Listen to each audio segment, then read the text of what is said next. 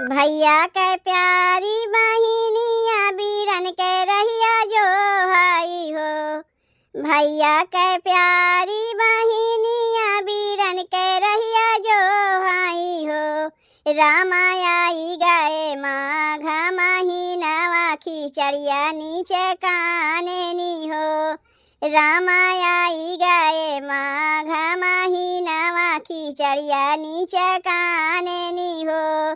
भैया के प्यारी बहिनिया बीरन के रहिया जो हाई हो।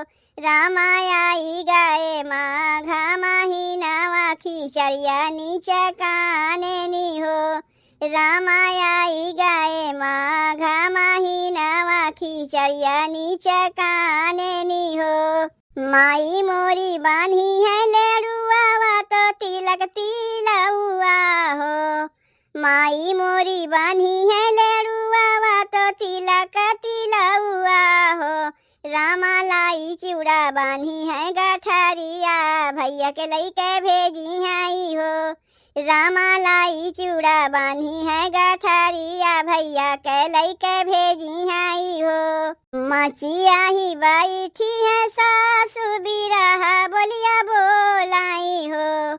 मचिया ही बैठी है सासु बिरहा बोलिया बोलाई हो। बहुहर तोहरा भैया तोहे बिसराए का बाहू नहीं आई हाई हो।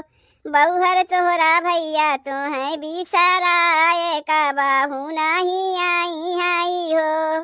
एताने में आवे एक घोड़ावा गठरिया ला दे आवे हो। इतने में आवे एक घोड़ावा गठरिया लादल आवे हो। रामा घोड़े पीठी भैया या सवारा बहिनिया पुकाराई हो।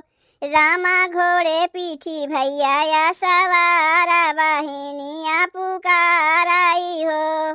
तू ही मोरी सासु से सासु तू ही ठकुराइन हो।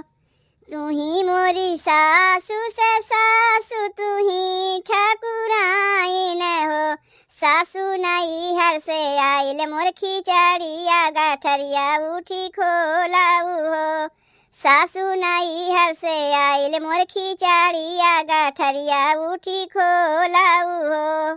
अरे अरे सुना मोरी बाऊ हर गारा बजी न बोलाऊ हो।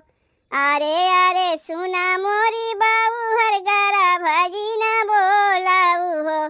बहुहर तोहरे नैहर के खिचड़िया गठरिया तू ही खोलाऊ हो।